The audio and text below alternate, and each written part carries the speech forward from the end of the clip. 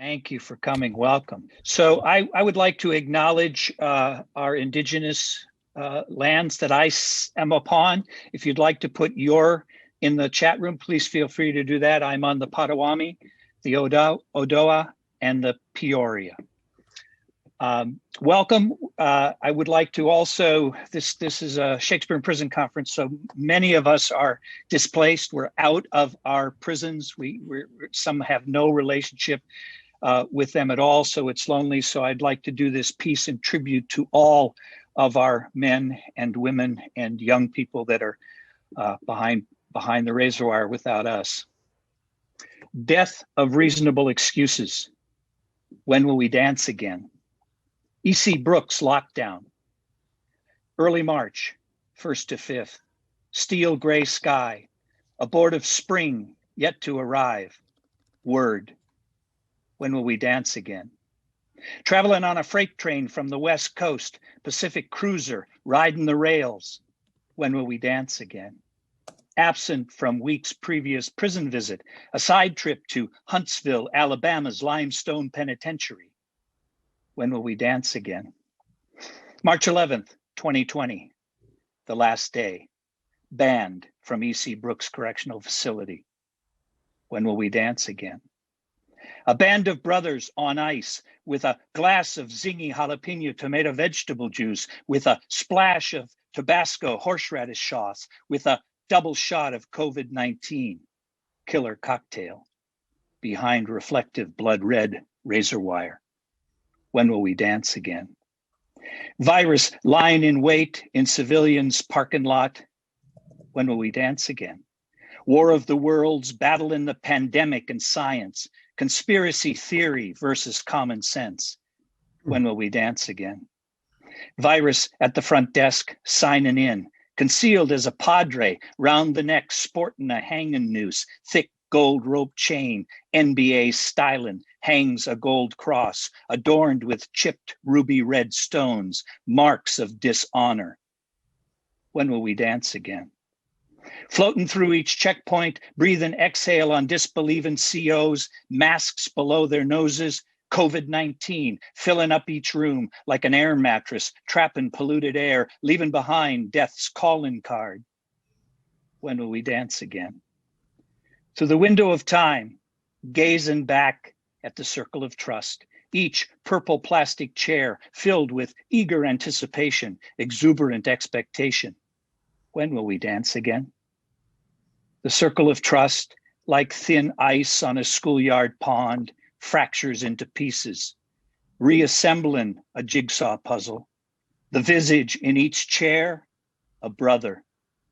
With the tick-tock endless passage of time, a puzzle piece is lost, leaving a hole in the memory of the circle of trust. When will we dance again?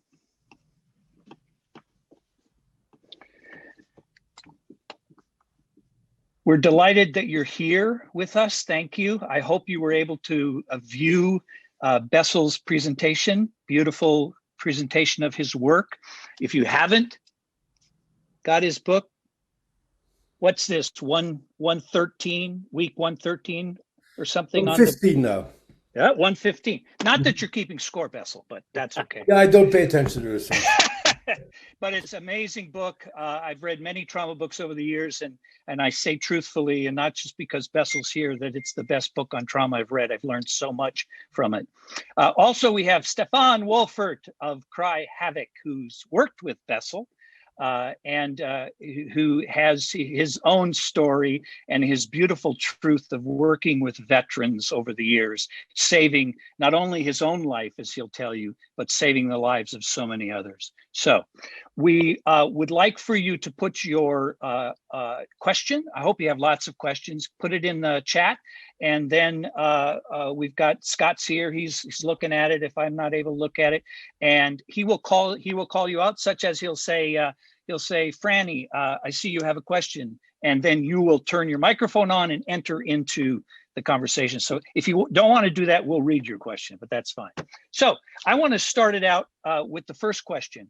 And I want to hear from Bessel about ways when someone is triggered, what are the ways that can help with that? In my circle, I teach them the 4-step breathing, 5 seconds inhale, hold, 5 seconds exhale, hold, right? They're all trained in that.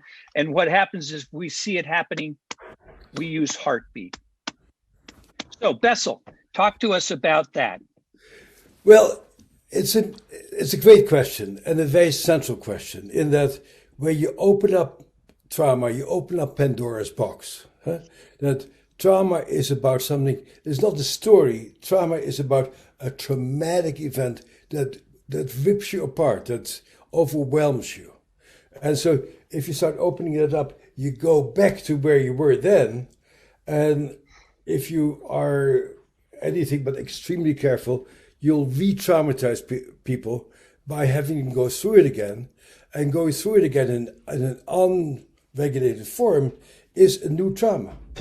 And that's really what post-traumatic stress is about, is that old thing keeps repeating itself. So one of the two critical issues of our trauma treatment is to help people to go to that edge, but help them to stop. And so anybody who messes around with trauma needs to be really good in regulating themselves.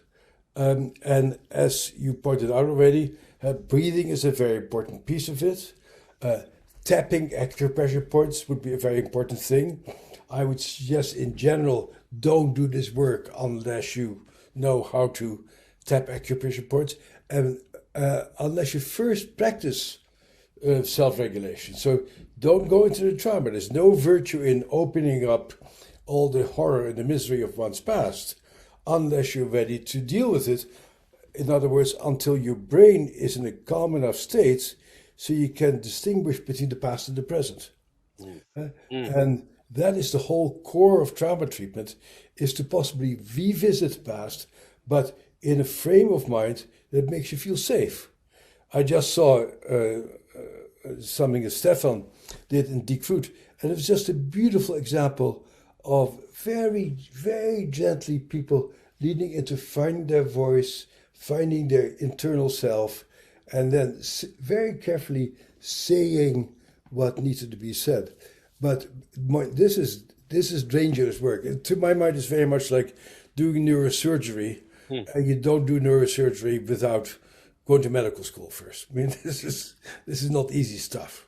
You know? Yeah, I appreciate that so much, Bessel. I've been doing this 26 years, and I still don't consider myself an expert, but I have lots of experience. But what I found is our field is really exploding, and a lot of people are getting into prison work. I think, again, my opinion, I think you're getting into it for the wrong reason, and then they're getting into it without understanding trauma. It's why I recommend your book so highly, because it's written in language anyone can understand. But again, I want to kick it to Stephan. Stephan, let me give you my association to Richard Pryor did this wonderful skit on going to Arizona State Prison, filled with good intentions, and then he says, as only Richard Pryor could do.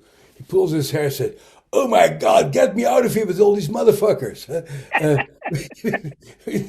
And I'm sure this happens regularly when people go into prison with the best of intentions. You deal with people who lose control over themselves. And that's why they're in prison. And so the issue of how do you calmly, gently, very carefully do that stuff is a big thing. And so I kick it to Stephan, my brother Stephan, who I've had the good fortune of sitting in on his circles and watching how he handles that beautifully. Stephan. What could you help narrow? What do you mean? Okay.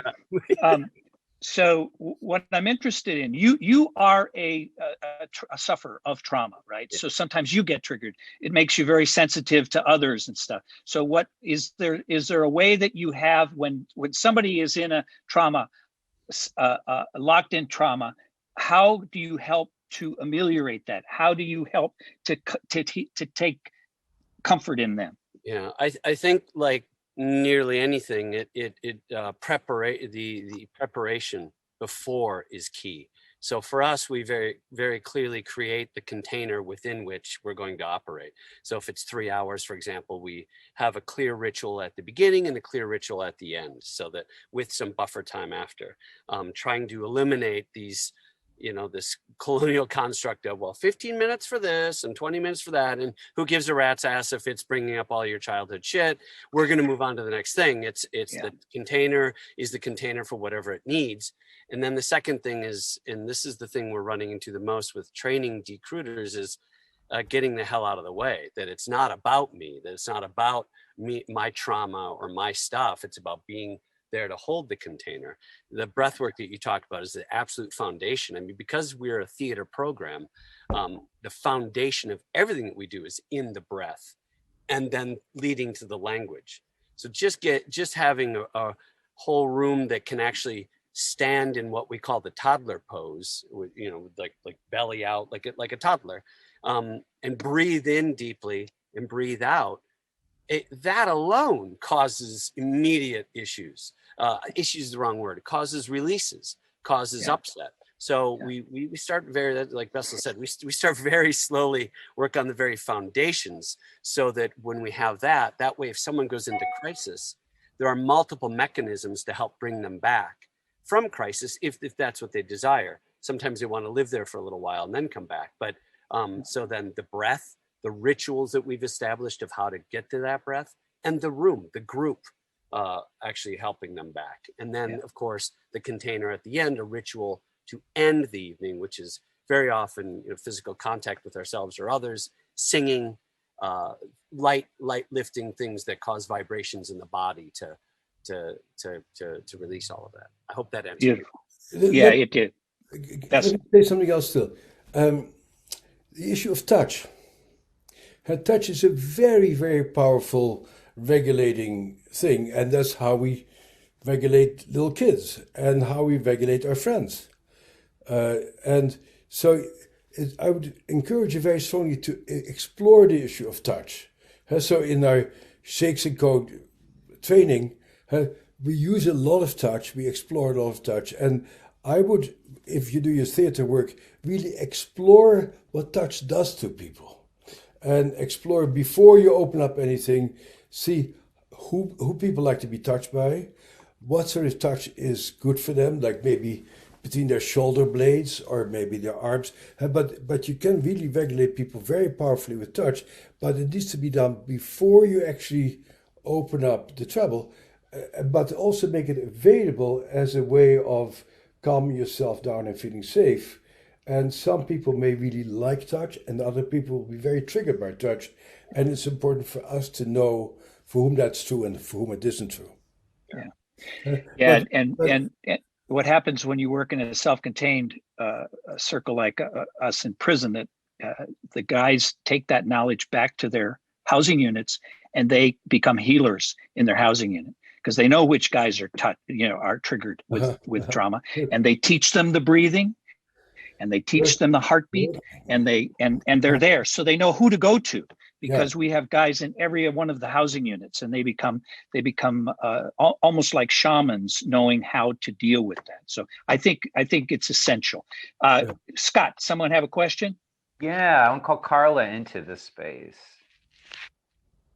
Come on in, Carla. Hi, thank you so much. Thank you, Curt, for being a founder of this network. I just want to take a moment to say thanks to everybody who's showing up. This network has been so good for my trajectory in this work. Thank you. I wanted to relay a little story, or half a story, and ask you to speak to it, of something that happened in class. So I do a theater program at the women's prison in Oregon, and we alternate between devised and scripted work. In this particular time, we were working on 12 Angry Women, and the women in the class were having a very difficult time with memorization. And we set up a class for everyone to take their longest little bit of script And the piece is in 12 Angry Women. It's mostly a dialogue, pop, pop, pop, back and forth. So nobody had this grand to be or not to be speech. It's just very short. But take your longest piece of text, bring it to class, and we'll do it for each other. That's it. And so the day comes when we're doing this and we're going through them. And one woman, when she gets up to do her piece, she keeps tripping. She starts over.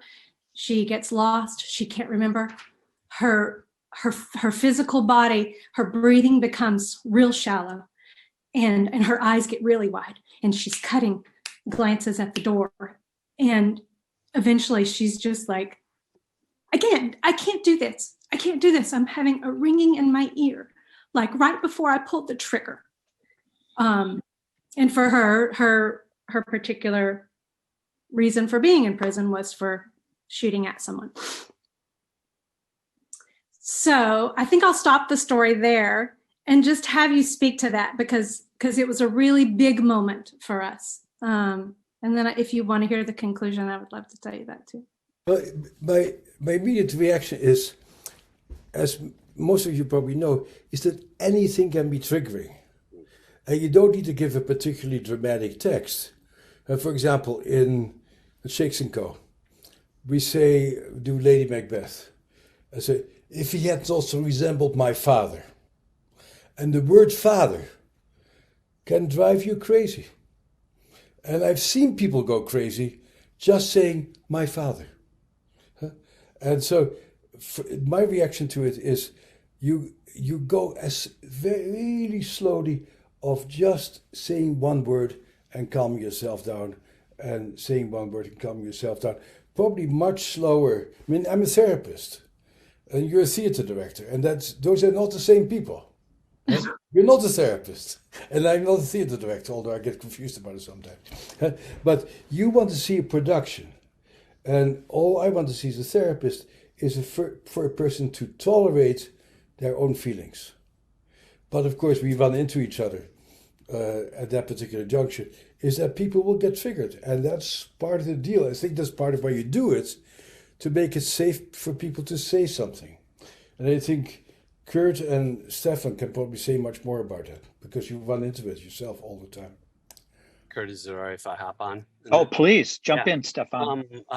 This is, I love this. And I love that Bessel's here, because this is something we sometimes talk shop at your place there that you have in your backdrop, but we don't get to share with the rest of the world the merging of these two, if you will, of the theater world and the therapy world, is that that's what I meant by the container. So everything is the container, including if they're about to do a monologue. And we have this a lot. And just for perspective on this, most of the people that I'm working with, what ends up coming out is the vast majority, I would say well over 90%, have unhealed, unspoken sexual trauma from their youth. And it's specifically sexual trauma in the military that I'm talking about, the veterans I'm working with, and higher in the males, by the way, generally, for our experience. So Bessel's right. Anything can trigger them. And our point, we don't make a goal of the language. We make a goal of being able to observe our physiological reaction without judgment. So instead of what my wife calls the shitty committee, all the voices saying you're not bad, you're not good enough, you're too this, you're not enough that, all of these voices that we heard from, whether it be teachers or our abusers or whomever, that we continue to give voice to. The way to silence them is this box breathing that you talked about, Curt. At least we found the grounding breathing, staying in the room by looking around, physical touch, and all of that before we even get to the language. I will often say, if I'm asking someone, I invite you to go next. And as soon as I see them react, we stop right there.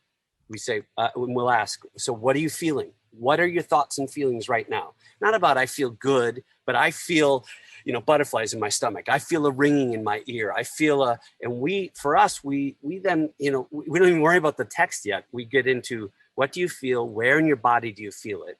When else in your life do you feel it? And eventually, when is the earliest in your life you felt that? So these are the 4 questions that we set as that container. before they even speak the language, before they even speak about their own experience or Shakespeare. And then as they're going through the Shakespeare, we don't give a rat's ass what it means or what Harold Bloom thinks it means. All due deference to Harold Bloom, he's genius, but I want to know, what do you think it means when, like Bessel said, my father, as he slept, I had done. What does that mean to you? And let's stay with that physical experience that happened, a la Bessel's book, that physical experience that you're going through. The verse is a tool, not a goal. So that's my 2 cents on it. One of the container things that I do is we learn to be or not to be. That is the question. And we march around the room to that beat. To be or not to be. That is the question. To be or not. So again, it's physicalization, it's breath, and it's a piece of Shakespeare's text. And they can take that back to their housing unit and they can use that. But I totally agree. The container is so important to know. And we also define early with new guys, do you like to be touched? Do you not like to be touched? You know, so we understand, because some people need a hug. Some people don't need a hug. Yeah, Bessel. Yeah, you know, I learned a very big lesson from Bill Watson, who runs Feast of Crispian in Milwaukee. And the first time I saw him work with veterans, he just had them say a very simple piece of a dialogue from Julius Caesar. And I thought, come on, have these guys act. Don't be so slow. And then what I started to realize is that just saying a sentence without falling apart was a gigantic thing for them. And just being able to just say that little phrase without falling apart, without whatever, is an enormous. So whether you actually finish the play may not be the critical issue, but being able to stand there and to say your lines, for many of these people who have never said their lines, is a gigantic issue. Yeah. Thank you. Yeah. Thank you. So Carla, you want to give us? Yeah, the conclusion of what happened. And then we're going to jump to another question. Yeah, because the framework of the circle, Curt, and that we had done so much ensemble building exercises prior to that moment, the circle engaged. And they immediately had her back and let her know she was safe in that moment, which was brilliant. And that everyone started talking about the amygdala and the fight or flight response. And that she was like, so I'm normal, you know, like, it was the most beautiful thing. And I didn't do a thing. I just sat there, you know, like, I was just holding the space because, like you said, I'm not a therapist. And it was just really beautiful. But thank each of you for sharing your tools that you use when stuff comes up, because stuff comes up. And I thank you for that. Thank you. I think one of the essential things too is that I'm not there to fix them. They're there to fix themselves. It's my job to give them the tools to fix themselves. So I don't have advice for them. And that's essential to remember. I'm not there to save them. I'm white and I'm male. So I work with 80% BIPOC and 10% LGBTQ, right? I'm not there. It's important. Another question. Scott. I'm call Sheila into the space. Sheila. Thank you. And thank you to all of you. I know many of you, not all. Bessel, I did your online workshop in September, the intensive. It was fabulous. But I also want to say Curt always reminds me that I'm an academic. So I want to acknowledge that from the get-go, that I'm one of those English professor types. Be that as it may. I've been doing a lot of work and I'm writing about a lot of different programs, both in prisons and with veterans and with ASL, Protactile, all of this, and really was impressed not only by your book, but also by the William McNeill book that you recommended, because it talked about things and integrating things together. And I'm sitting here now, I'm surrounded by books that are called things like Sound and breath, which Scott recommended to me, and a field guide to the world's senses, and touch, and yoga books and acting, Shakespeare and Company books, because I'm really trying to pull it together about the integration of the different senses and the power that comes from that for people who have access to all the senses. Because I don't know if you know about protactile work in Shakespeare, but that's done for deaf blind participants. And so instead of the language and the visual, they're focusing on things like smell, so that in a production that I saw of Romeo and Juliet, they had incense. And then you knew it was Friar Lawrence because it was connected to a religious establishment. For the party where Romeo and Juliet met each other, they gave you you got on toothpicks, a marshmallow followed by an olive. So you had the two sides, that nothing wrong with a marshmallow, nothing wrong with an olive, but you don't want to put them in the same recipe. Wow. And anyway, so I'm wondering, are there other sources that you or Stephan or anyone can suggest that talk about this sort of integrated approach of the senses? Because again, and I've talked to Scott about this quite a bit, and practitioners are used to all this body work and breath work and all of that. Academics are all doing brain work, and therapy is something else again. But I'm really trying to see how they all come together and mutually reinforce each other and can come to the stronger outcomes. I know that's a lot of verbiage for me. I apologize for that. Like an English professor. So. Yeah. You just proved my point. Well, I'm fascinated that you as an English professor say that and leave out the language piece. And it's interesting that in my world, all people do is yak or take pictures of people's brains. And they leave out all the dimensions that you're talking about. Smell, sound, touch, which are really the core things that trigger people. It really are the sensations that upset people more than anything else. So I'm just delighted even that you go there. How far you go with that, I'll leave it up to the rest of the group, but I'm just impressed with your question. Yep. Yeah, I can speak briefly. The thing is, and hi Sheila, it's nice to see you. Hi.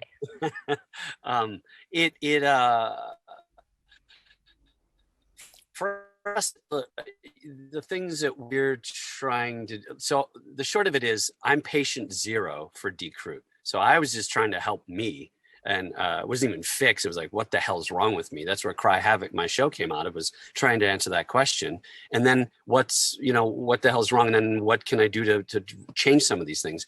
And then it grew from there. So when people come in that want to teach DE-CRUIT, we talk about what you bring, what you're passionate about, because the big thing we're trying to do, and how wonderful is this era right now, is trying to deindustrialize the way we teach shit as well. Instead of saying, no, this is the formula for everyone. I don't know what the formula is for everyone. It's show up, what speaks to you, and here are some resources to go further down that route. If it's something that I'm not familiar with or unable, and how can I connect you with people towards that path if that's more meaningful to you. We're always trying to integrate, but we're just at the foundational level. We're really just trying to get people half the time we're trying to make people aware that they might have trauma or might have attachment disorder. We're not even, I'm not getting people coming in saying, here's clearly what I have. I looked at the DSM, what I mean? They're like, I get a lot of veterans who come in who later admit that they were there to sabotage the group.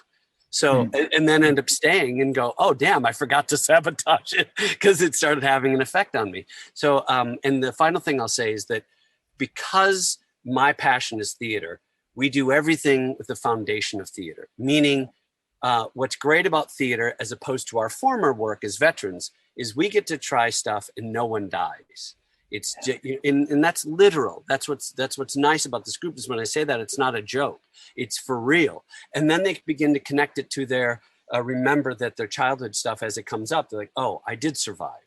And just that realization is an integration. And then we begin to bring in as many things as they want. I don't know.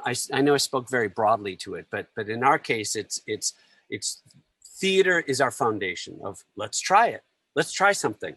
If someone's bringing something new into the room, yeah, absolutely. Let's give it a shot and see what happens. Because let me reframe, not give it a shot. Let's experience it and then respond from that experience. I hope that was helpful. No, it is helpful. And also just to give a plug in advance, one of the things that really pushed me down this path was doing the work with the prison programs in India. And there'll be a session on that later in this conference.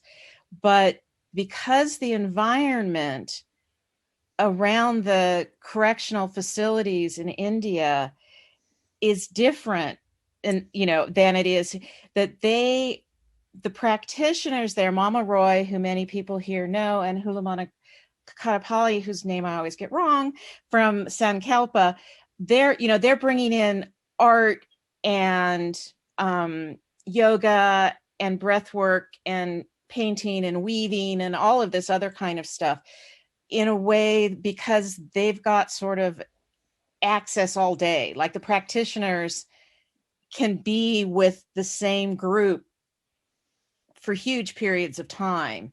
And so they're bringing in all of these different their sensory things in a way that I was really struck by. And I'm now trying to make those connections with the kind of programs that you're doing and Curt's doing and all, Frannie and Scott and Tom Magill and all these other wonderful people who are here.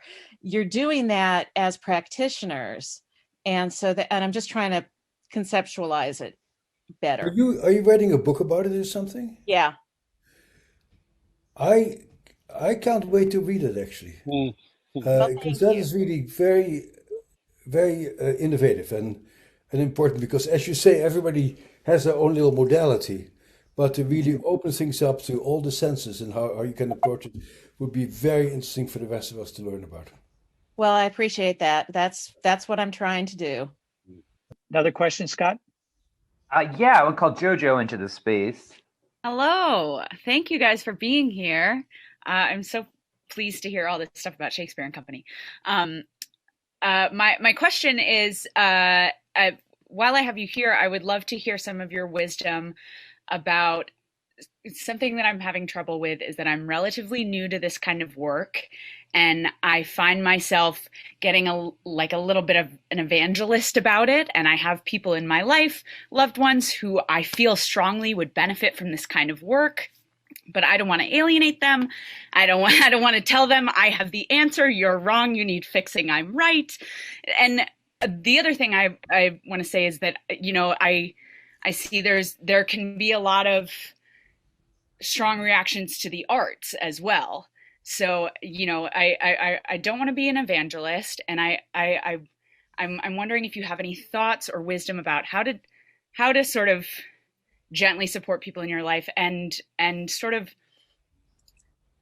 if you have any thoughts about, because people have shit about the arts. They're like, it's it's this, it's that, so I hope that was clear. Yes, that's my question. Personally, I cannot imagine why your relatives would not want to follow you, because I see your enthusiasm and your passion, and I follow people who exude enthusiasm and passion. So what's wrong with your relatives? Like, hey, send it to somebody. If you can be anything else than an actor, be that. I think also what happens is this: people that know you really well, I mean really well, notice when you change, when you evolve, right? So you don't have to advocate anything. You just have to be yourself, your authentic self. There are so many guys that join Shakespeare Behind Bars, and we ask why, and they'll say, because I saw so-so, who was the worst motherfucker he was horrific. And then I saw him change, and I wondered what that change was and where it came from, and they joined because of that person. It's about just be authentic. You can also wear a t-shirt constantly that says heal thyself, heal thyself. Very good advice. Stephan, suggestion? I don't know that I have. I wish I had something brilliant. I don't. I share that. My family is, I would say 98% of my family is right-wing Trumplandia. Arts are for, derogatory, insert derogatory term here. It's a hobby, not a profession. And I'm 53, about 54 in a week or two, and I didn't even follow my own birthday. But anyways, but the point is that I feel like I've exhausted every avenue. I brought data because I have to go, Don and I will go to neighborhood councils around the country that we go to and say, look, the arts we're actually bringing more money into this country than agriculture. The arts are a massive, massive part of the GDP in this country, and yet we're pushed aside like it's a hobby. We're actually part of the origins of Bessel's work. The art actors were the original psychiatrists and psychologists. We were the original healers and medicine people, and that really hasn't changed in some cultures. And so that's why I go back to work with Native American theater since 2000. But no matter how much I learn, no matter how much I change, when I go to my family in particular and try to profess this, it falls on deaf ears. So at some point I had to determine that I'm doing this for me and anyone who wants to join me. And I agree with Bessel. I could have summed it up with saying, agreeing with Bessel is that what I'm passionate about, I speak to, and I surround myself with people who are passionate about that, or at least interested, because most of the veterans that come into the room do not want to be actors. Some do, a small percentage follow that path, but they're artists. Because again, as Bessel says in his book, traumatized people are creative people. So these people have been creative to survive. So they come into the room because they're creative. And that's why I go back to Sheila's point. I say, oh, maybe you want to connect with combat paper, or you want to connect with dance, Ramon Baca and dance or something. But I end up for my own health, I had to cut myself off from some of them, frankly. So maybe the best answer might be to cut your losses. I don't know. Scott, another question? Sure. We've got Frannie. Frannie, come on in. Well, thank you. So I'm just curious about any therapists or artists or practitioners or programs that are using Michael Chekhov's acting technique to as a way of helping folks stay safe while they're rehearsing and performing, since so many acting techniques can inadvertently or purposefully trigger trauma, and we've had a lot of success with it, and like we cannot be the only ones, but I have not found these people yet. So I'm wondering if you're aware of any work that's been going on with that, or I guess it's still not a question, but that's my question. Frannie, are you talking about psychological gesture? It's the whole technique. Yeah. Like some of it is psychological gesture. There's a lot of, it's about drawing on your life experience in order to use your imagination and kind of psychological gesture, but also atmospheres and things that where you're able to be in your body and not in your mind, so that you are, instead of saying like, this Macbeth monologue reminds me of when I was in lockup, rather than putting yourself back in that place, you say, well, what reminds you of that or something? And this woman, this happened, saying, well, I felt really heavy, like my muscles were made of lead. And I said, well, let go of the memory and try the soliloquy with muscles made of lead. And then she did it perfectly. It was the tomorrow and tomorrow and tomorrow. It was perfect. And then we were all really moved, and we said, well, how was that for you? And she goes, I'm fine. That was great. So, and we've seen that happen a lot. So I'm curious I'm just curious. I'm always curious. Tell us again what the technique is called. It's Michael Chekhov technique. Chekhov, as the Russian playwright. His Yes. nephew, yeah. Not Anton Chekhov. No, Michael Chekhov was one of the first descendants from Stanislavski. And So he was part of the Moscow Art Theater School and whatnot in the 20s, 30s, 40s. Yeah. Oh, yeah. interesting. Yeah, he was. I'd have to say for my own self, I'm an amalgam of many different techniques, not being thinking any of them wholly or the only way to do it. So I use bits and pieces. I use the psychological gesture with the guys, but I don't talk about it being Michael Chekhov. It's just try this, try that. Right. And I suspect that many of us are the same way. We're amalgams. We don't hold to any one practitioner. Not that you can't. Stephan? Yeah, it's my opinion that pretty much the foundation of American acting has at least some derivative or influence or has been influenced by Chekhov, by Stanislavski. I think the very foundation of the work, even the way we teach Shakespeare, how to act Shakespeare, has at least bits and pieces from it. So I haven't done it specifically, and I'll share why as briefly as I can. That because I just I was in residence at Syracuse University, and there's these young actors coming in who are fantastically skilled. They've been taught all of the techniques. I mean, astoundingly so. I was really taken aback, and yet I felt that the technique. And they teach Stanislavski there. That's why I bring it up. The technique had taken over everything else. That they were so worried about. They'd give this brilliant monologue, brilliantly personalized, and immediately collapse afterwards, waiting for the critique afterwards. Which Scott and I talk about it. It's absolutely eroding at acting and actors, I think, in this country. So I have a bit of a love-hate relationship with Stanislavski. That it's a wonderful foundation, as Curt said. Just Bruce Lee, take what's useful, disregard the rest, add what's uniquely yours. In my opinion. I don't want to run out of time before I ask Bessel. What role does self-forgiveness play in the healing process? That's a very core question. It's not self-forgiveness, it is self-compassion. And the techniques that we use, and basically all of my current work, much of it, is about how do you get into yourself and see what that kid went through. That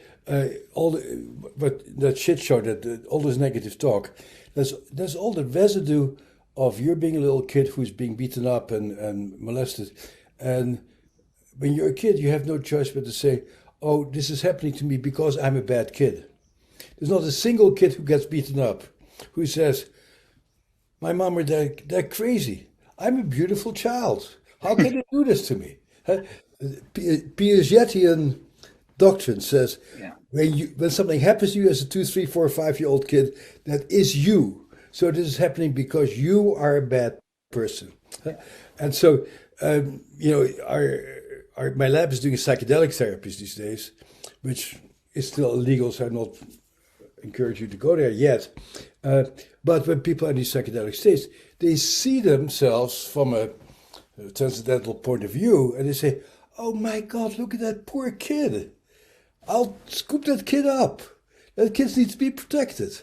But as long as you are merged or blended with that little kid, you're going to always hate yourself. And so the critical issue, and I think theater can be very helpful with that, is to really help you to make that separation. And you see that so beautifully in Cry Havoc, make that separation between yourself then, who had the responses that you had to have as a 3, 4, 5, 6, 7-year-old kid, and you right now, who can jump in your car and get away from it, or can call the cops and do whatever. You're in a totally different position. And you really need to, on some very elementary level, become aware of the dual reality that you live on. You live in an adult reality. And so forgiveness is not quite the word that I like here. It is more like, compassion is the closest I get to it. To really say, that was a beautiful kid. And that's sort of my own various therapies. My parents were not nearly as bad as many people know, but but at the end of all the stuff I've done, I go like, I'm so sad for my mom that she didn't really get to enjoy this beautiful kid who I was. Yeah. You know? I like that. Thank you for that, Bessel. Because the number one thing that comes up in the prison circle for me, the number one thing is they want forgiveness. They want forgiveness, right? But they have done terrible things. Exactly. And so we start talking about, but I'll use your word, self-compassion. Let's find some compassion for you. I appreciate that. Yeah, that's the whole, it's the big term right now in trauma. It's the moral injury. And of course, the people you work with have moral injury.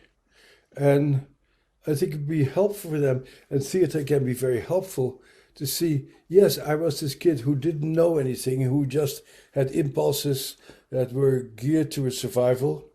And boy, did those impulses get me into trouble and hurt other people. And today, I wouldn't do that because now I live in a different reality. But, you know, it's nothing simple there. If you haven't seen Cracked Up, which is the film about Daryl Hammond, I would recommend seeing it. I find it one of the most courageous journeys a human being can take as he explores his trauma and comes really to discover what trauma he didn't even know was there. But it's a brilliant, brilliant film. Michelle Esrick and Bessel is in it. Scott, you have a question. Oh, thanks, Curt. I am wondering about the power of vibrational therapies in terms of coming past or dispelling trauma on a almost cellular level. I've been on a journey with Kundalini yoga. I'm 310 days, I think, into Kundalini sadhana. And so that practice contains mantra every day for an extended period of time. And what I found is, in terms of the vibrations, the channels of vibrations of self-generated voice and vibration, that I have found pockets of physical trauma, most particularly in my throat, that I'm able to identify and then release. I'm wondering if there's any research to that, any avenues you might be able to point me down in terms of further research. Well, you know, what you raise is an interesting question, and there's the confine of what you can do if you want to keep your position. And so I've always pushed the envelope. When I started to do EMDR, people said, "Oh, God, it's deep end." When I started to talk about the body, people they'd gone off the deep end. And then after a while, did the research, and people, "Oh, it wasn't so bad after all." If I would start talking about vibrations, all my academic colleagues will go like, "Oh, he's really psychotic now. Put stuff in drinking water." So the research that people hold on, Bessel, you've already proved that. So they already know all of that. But the research we're doing right now is just touch. Mm-hmm. So after 40 years of doing this work, we're allowed, I give myself permission to explore touch. Nobody has ever studied touch. It's just the ultimate. So you talk about vibration, and I'm sure there's something there. But nobody like me, who has an academic degree, is going to go there because the world go like, they really lost it. That doesn't mean it's not true, you know? It's just what's culturally acceptable to talk about when you have an MD behind your name. Yeah, absolutely. Absolutely. Because I know, like, I've studied a lot with polyvagal theory and things, and the idea of yoga, breath, singing. These things are all kind of interrelated when you're looking at this form of Kundalini. So thanks for that. No, stay with it. Ask the question, encourage people to investigate it. Maybe in 2030, you get your first study of vibrations. Thanks, Bessel. And one of the things, if you haven't read Bessel's book, the latter part of the book talks a lot about the arts, Shakespeare and yoga and martial arts and stuff too. So I think it speaks well to what we as practitioners are trying to do. I want to recognize Tom Magill, who's here, coming to us from Northern Ireland. He's really the impetus that started the first Shakespeare in Prison network. So it was bringing him to this country to do a little tour with me. He has a amazing movie called Mickey B, which is done in a prison with prisoners, and it's a riff on Macbeth. Thomas, you want to say hello to us from Northern Ireland, from Dublin? Belfast. Yeah. Your geography right, Curt. Thank you. I'm just excited to see you. There's a map. Still a smart ass. It's great to be here, and it's great to see familiar faces. So I'm sorry I didn't check in before, in terms of the book and stuff. I've got the book, but I've only started it. So we were looking at something recently in relation to Ireland, the north of Ireland, and trauma. And this part of the world we have a lot of trauma here. Because of the conflict, and the conflict that has lasted for the last 40 years, 50 years. Some people would say the last 800 years, in terms of being England's first colony. So we deal with trauma quite a lot, and it's really interesting, to hear everybody's thoughts about it. And I remember once being in a room with Augusto Boal in Derry, and Boal asked a man in our group to take a chair, and the man burst out crying. And Boal stopped the group and said, "What's going on?" And basically it turned out that was what the police did when they were interrogating suspected Republican activists, and they would say, "Take a chair," and then they would pull the chair away, and then they would beat the person with the chair. So this man, so something as simple as take a chair. So we don't know what will cause trauma. We don't know what will cause a reaction, and it can be the most, innocent thing, like take a chair. And so this is incredibly privileged work that we're doing, and it's a lot of the time we're kind of searching in the dark because we don't know, and we don't know what will trigger people, and we can just work with them to try and walk them through it. So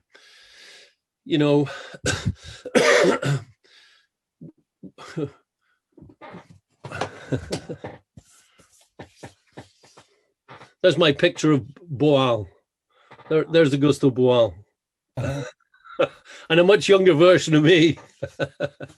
So I have Boal on my desk. I love him. And he was my mentor. So I learned so much from Boal about that. But I was going to say, one of the things that struck me way back doing this work when I began doing it, I got this offer to work with a group of medically retired prison officers and widows. And so one of the guys, basically it was tell them, how can you be of service to them, in terms of filmmaking? And so we said, well, what do you want to make a film about? And so this man said, he was a prison officer, I want to make a film about my experience as a prison officer who was medically retired. And he said, and I said, well, what's your story? He said, well, I was in the Maze prison, which was the most secure prison in Western Europe. And it was a political prison. And he was captured and tortured for 3 days. And he wanted to recount that story. And so I had a dilemma. I was like, and I said, and where do you want to tell that story? He said, in the prison. So I had a huge dilemma. What do I do? What do I do? And so I reached out to people and they said to me, look, if he wants to tell the story in that context, then you got to let him do it. So we brought him back into the prison, and he told the story, and he was very, very upset. His heart rate was pumping. His pupils were dilated. He was breathless. He recounted the whole horror story of what happened to him, and we filmed it. And then at the end, I said to him, well, Billy, are you glad you've done that? And he closed the door. He closed the door of the prison, the gate, and he said, I've left the ghosts of the past behind me. And so I realized in that moment, it's when we give people access to telling those stories. And so it's a kind of question, and it's a kind of thing that we, that I constantly come up against. And it's a tightrope that we walk, because when we encourage people, or we try to facilitate people to tell their stories, and usually the stories that they tell are traumatic stories, the fear is always, what happens if they fall into it? What happens if the fear is re-traumatizing people. Yeah.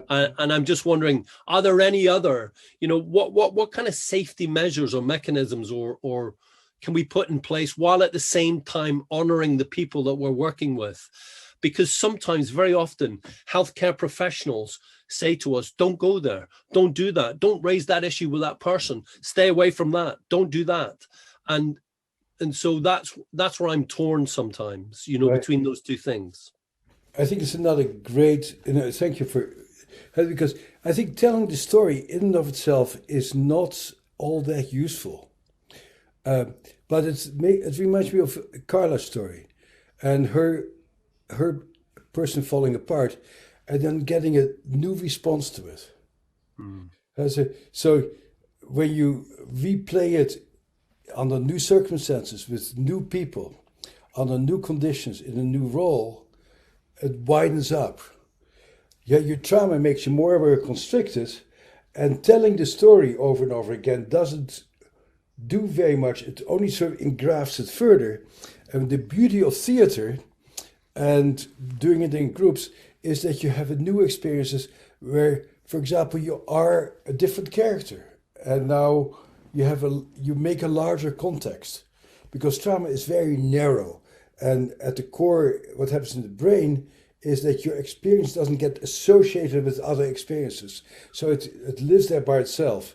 And then if you have a new experiences of telling it in a prison and walking out and having somebody hug you, then you have a new expanded consciousness in a way. But our job is to expand people's consciousness, not to just drive them back into it. No, yeah. Bessel, if I can just pick up on that, because the other word that you used was separation.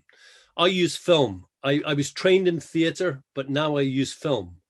And so in using film, when we use film, people can see themselves and their experiences separate on a screen, away from them, a distance. We could create a critical distance between them and the experience. And I've seen that many, many times, where people have had revelations watching themselves and saying, oh God, is that how I behave? Is that what I do? Right. Is that me?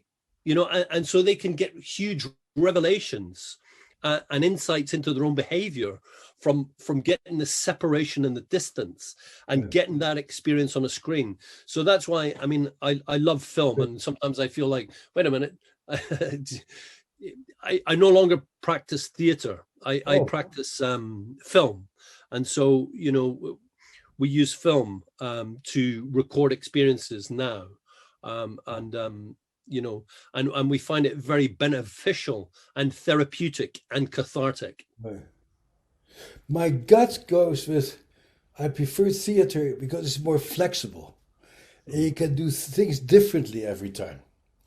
So, what I love about theater is you never play the same role twice.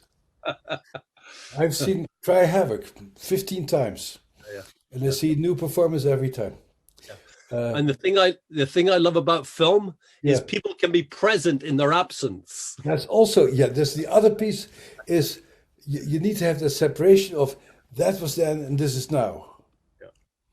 So because the issue of time is a very critical issue of because when you're traumatized, it's happening to you right now.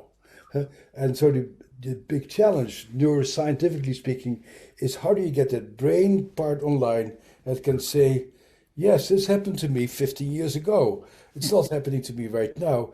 And you don't do that by logic. No. So you need to get it, you tweak that part of the brain needs to come online to go like, oh, it's not happening right now, but I really feel bad for what happened back then. But how to do that is not easy. Yeah. Well, Bessel is running his own conference and stepped away to come and be with us. So I want to be very, very cognizant of his time. Thank you, Bessel, for your wisdom. And we love you. We appreciate you. And thank you. I love you too. I think you guys are so refreshing for me, what you're doing and how creative you are. And it's marvelous. I wish that therapists would all come and learn from you. Okay. Thank you. Send them to us. We won't fix them, but we might heal them. Right. Okay, good. Okay. Thank you. Bye-bye. Thank you, Bessel. And I also want to thank Stephan. I'll Scott and I'll hang around, and I hope Tom Magill will hang around for further chat. But Stephan's wife is at another conference. I'm doing 3 conferences this week, so it's juggling. But Stephan, love you. Thank you so much for your wisdom. Thanks, man. Thank you for your work. Thank you. And thank you, everyone, truly, for the work you're doing in the world. Thank you.